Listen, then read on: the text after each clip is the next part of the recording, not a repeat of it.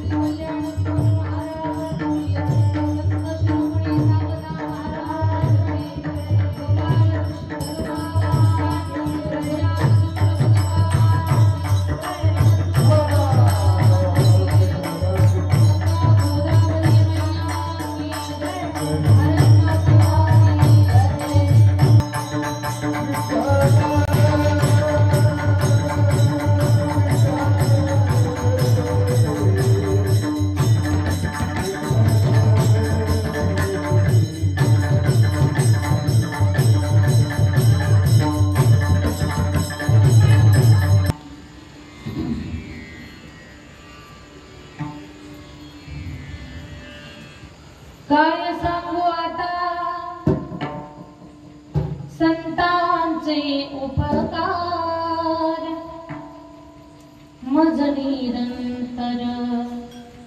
जागविते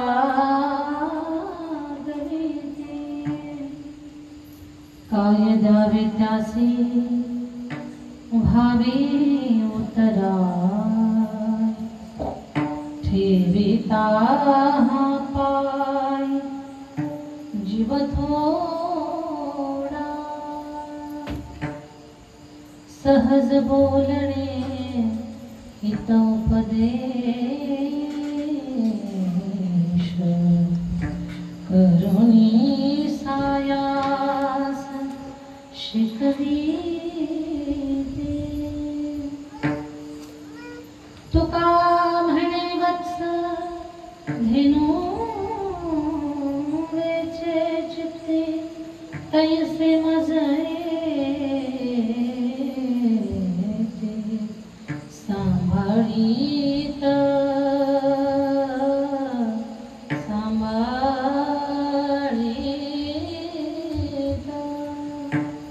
काय द्यावे त्यासी भावे उतराय ठेविता पाय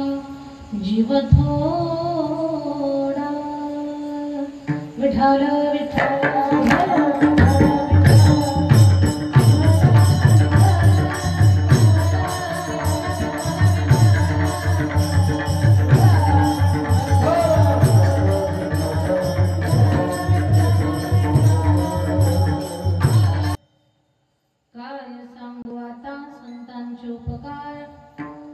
मज निरंतर जागविती काय द्यावे त्यासी भावे उतराई ठेविता पायी जीव थोडा पांडुरंग करू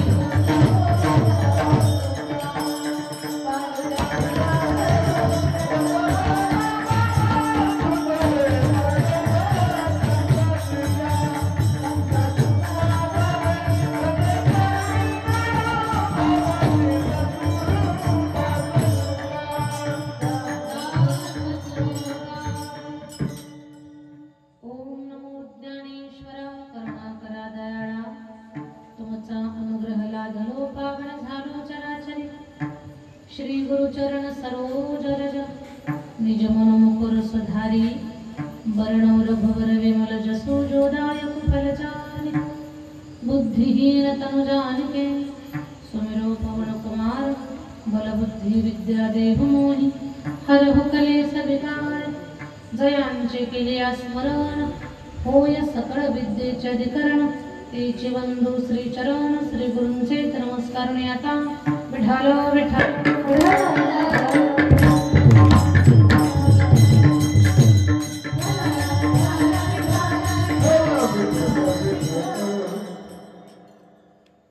काय सांगू आता संतांचे उपकार मज निरंतर जागृती काय द्यावे त्यासी भावे उतराई ठेविता पायी जीव थोडा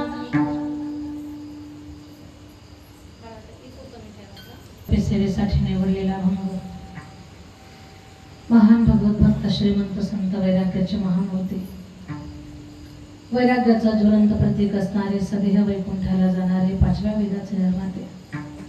विश्ववंदनीय जगद्गुरु तुकोबारायांचा चार चरणाचा सर्वांच्या परिचयांचा आणि संतांचा किती मोठा उपकार तुमच्या आणि माझ्यावरती आहे त्या महत्वाच्या गोष्टीचं चिंतन करणारा भंग या प्रसंगी आपण त्याच्यावरती चिंतन करणार आहोत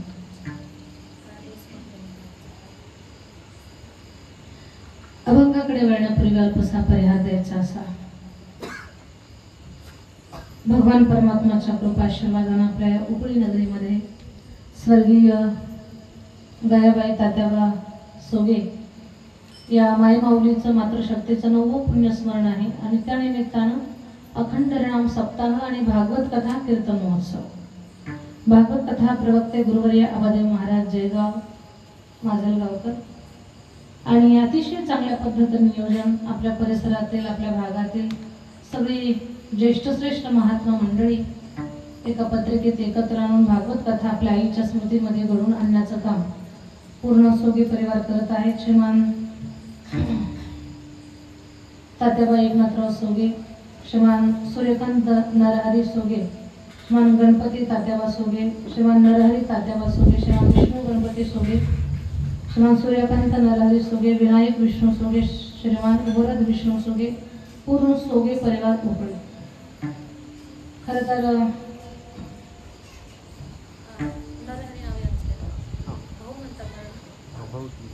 मागच्या वर्षापासून कीर्तनाचा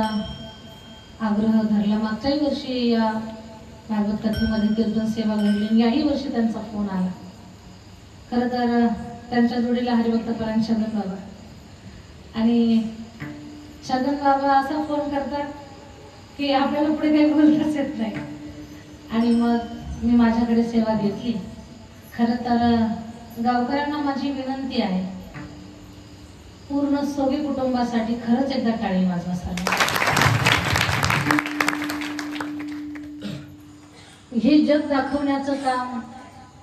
आपले आई वडील करतात की ज्यांच्यामुळे आपण हे सगळं जग पाहतोय आपल्या जीवनामध्ये जो काही सुकाळ असेल पर्वकाळ असेल जे काही सगळं चांगलं जे आपल्या जीवनात घडत असेल हे आई वडिलांची पुण्याई असते त्यांच्या आशीर्वादानं त्यांच्या पुण्याईनं त्यांच्या कृपेनं आपल्या जीवनात प्रगती उन्नती या सगळ्या गोष्टी घडत असतात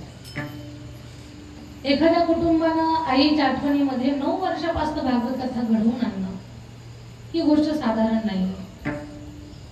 कदाचित मागच्या वर्षी बोलून गेले असेल कोणी म्हणत असेल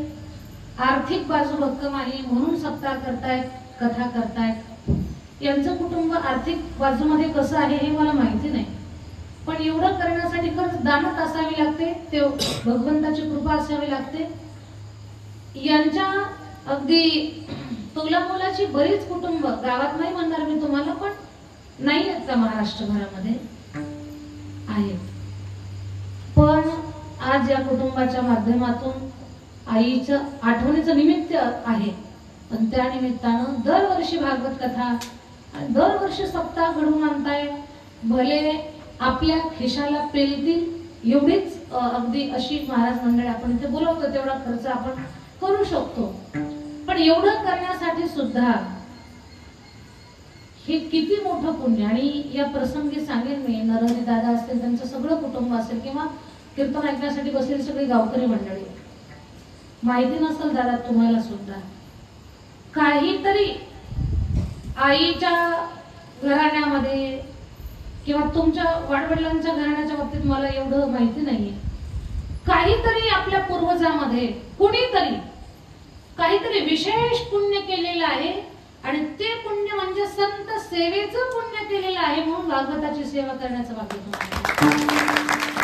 हे असंच घडू शकत नाही. भागवत ग्रंथ घरात ठेवायला सुद्धा पूर्वजाचं पुण्य लागतं. भागवत ऐकायला पूर्व जन्माचं पुण्य लागतं, जन्म जन्मांतरीचं पुण्य लागतं. भागवत कथा ऐकली पण सगळेच ऐकायला येत असतील असं नाहीये, कारण त्या ऐकण्यासाठी सुद्धा जन्म जन्मांतरीचं पुण्य लागतं. कथा कोण सांगतं अजिबात महत्वाचं नाही, पण कथा कुणाची चालली ती फार महत्वाची. भागवत ही मुक्ती देणारं शास्त्र आहे. भागवत आपल्या सगळ्यांचं कल्याण करणारं शास्त्र आहे. भागवत म्हणजे लक्ष्मी भरभरून देणारं आहे. तुम्हाला या भागवताचा महिमा किती कळतोय हा ज्याच्या त्याच्या अंतःकरणाचा, श्रद्धेचा, समर्पणाचा, भक्तीचा भाव तो त्याचा ज्याचा त्याचा भाग आहे. पण ज्याची श्रद्धा भागवतावर आहे, जे भागवताचं चिंतन करतात, भागवताचं श्रवण करतात, भागवत त्यांचं कल्याण केल्याशिवाय राहत नाही. हा भागवताचा प्रभाव आहे. जन्मांतरे भवेत् पुण्यम तदा भागवतम लभेत. जन्म जन्मांतरीच्या पुण्याईनं भागवत श्रवण करण्याचं सौभाग्य प्राप्त होत असतं. आणि भागवत कथा घडवून आणण्याचं, भले मंडप छोटा असेल, सिस्टीम लहान असेल, मोजकी माणसं असतील, एकच कुटुंब हे सगळं करतंय असू द्या, हे सगळं पण भागवत घडवून आणताय ही खूप मोठी गोष्ट आहे. या सोगी कुटुंबामध्ये किंवा कुठेतरी आता 42 कुळे आहेत सगळे, आईकडच्या वडिलांकडच्या एवढी सगळी माणसं, तर कुठेतरी पूर्वजांच्या मध्ये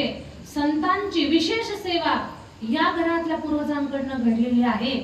म्हणून त्याचं फळ म्हणून या कुटुंबाला भागवताची सेवा करण्याचं सद्भाग्य प्राप्त झाले. तर खरंच किती तुमच्या भाग्याची सराहना करावी आम्ही या व्यासपीठावर उभं राहून. खूप भाग्यवान आहात. धन किती आहे, गाड्या किती आहेत, बंगले किती आहेत, प्रॉपर्टी किती आहे, याच्यापेक्षा भागवताची सेवा आपल्या जीवनात आहे ही सगळ्यात मोठी गोष्ट आहे. जन्म जन्मी आम्ही बहु